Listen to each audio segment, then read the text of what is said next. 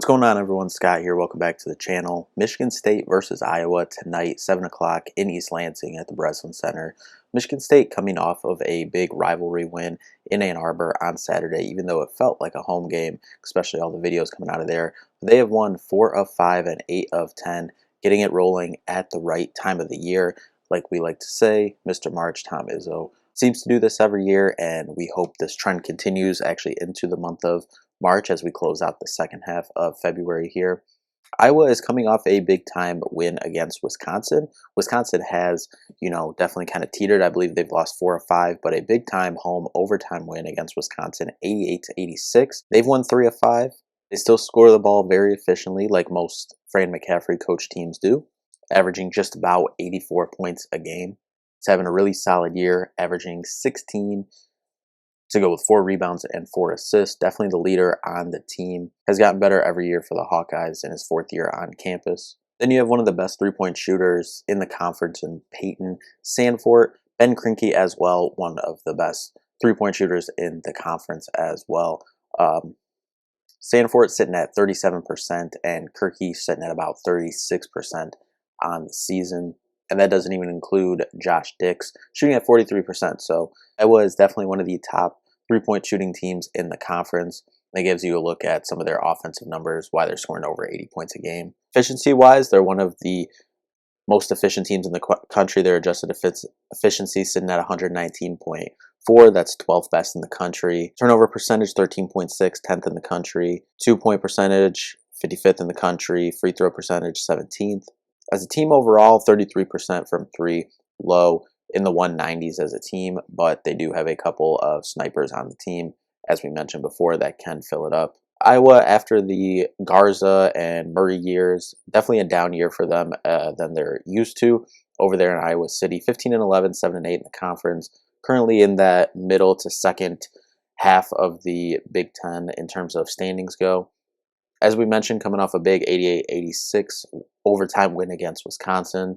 Some other notable results: they did blow out Nebraska 94-76 earlier in January at home. Keys for Michigan State in this game: shoot quite a few threes, try to keep them off the three-point line, try to keep them out of transition. They're 18th in adjusted tempo this season.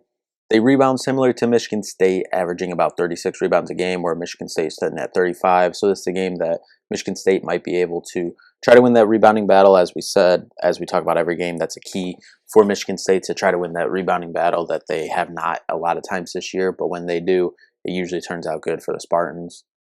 Their leading rebounder is only sitting at about 6.6 rebounds per game, and that's Owen Freeman, who had an incredible game last time out against Wisconsin, led the team in points, rebounds, and assists.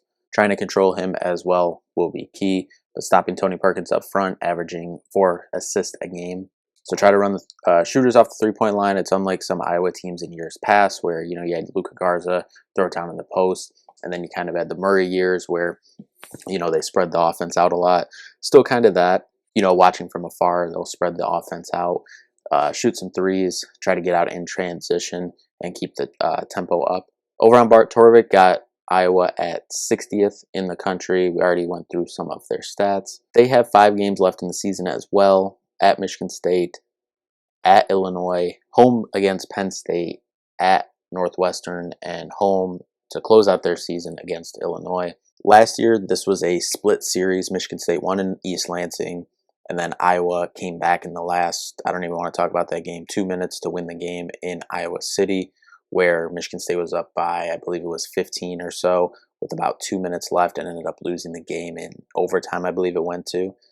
But in East Lansing last year, 63-61, Michigan State won. This was kind of Malik Hall's, if I remember right, he was coming back from injury, had a couple nice plays in this game, had a big dunk in this game, and Iowa had a shot to win it at the end, and they missed it.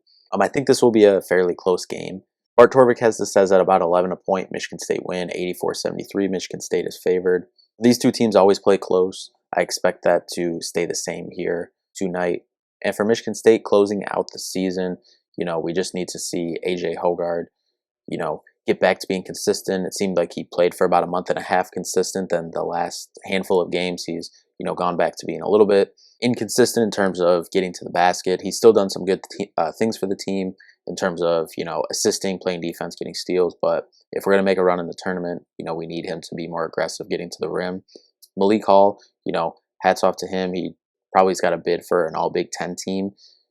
Should he continue these last, 2-3 weeks at the pace he's been on since January started, he's been one of the best players in the conference. So, you got to give your hats off to him. Would obviously like to see that, play continue. And, based on everything we've seen so far, there's no reason to believe that that can't happen. Get him in the post, get him his post touches, and, continue to defend for him and rebound. And then another key point here, it doesn't seem like Tom Izzo is going to make a center change at this point, but Cooper has played a majority of the minutes, especially last game. Mady Sissoko only logged 7 minutes, I believe it was. Only 1 point or 0 points, I believe, last game. Sissoko 0 points last game and 1 rebound in 7 minutes. That can happen. Carson Cooper did play 23 minutes. Thought Jackson Kohler did some good things as well.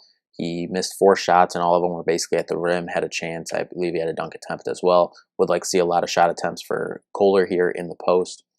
Besides Malik Hall, he's basically your only scoring presence down low. So would like to see that continue. And then I think this is a game we could hopefully maybe see a little bit more Xavier Booker and Cohen Carr. Cohen Carr definitely obviously had a plus performance at Michigan on Saturday. Would like to see him get more spin here. 8 minutes, 8 points, 2 emphatic dunks, and 2 steals. He affects a lot of different parts of the game. And, we keep hearing, it seems like a broken record. We talk about it every game, but, we keep hearing how Book has made these strides. And we just heard during some press conferences on Monday that Izzo said that, he's happy with Booker. It seems like he's gained about 20 pounds. So we'd like to see it on the floor. Just let's see it happens. But I'm curious to see if any changes are made. I believe Tom said, that not what he's doing right now, but, he could move in that way. He's trying to see what's up with Mady, why the performances aren't where they need to be. But, we have seen the minutes, shift. So 5 games left for Michigan State in the regular season. And you're currently in a dead heat for a top 4 spot. Currently have the same conference record as Northwestern and Wisconsin, all sitting at 9-6. So top 4 seed is definitely obviously still in the cards for Michigan State. Just got to handle the games you're supposed to handle. And this is one of them. This is a game you should win at home, favored by 10. There's probably going to be an offensive game. Obviously, Iowa averages in the 80s for a reason. They're a good scoring team. But Michigan State is one of the better defensive teams in the conference. So we'll see kind of where the rubber meets the road there and what happens tonight. Thank you all so much for watching. We'll see you in the next one. Go Green. Peace out.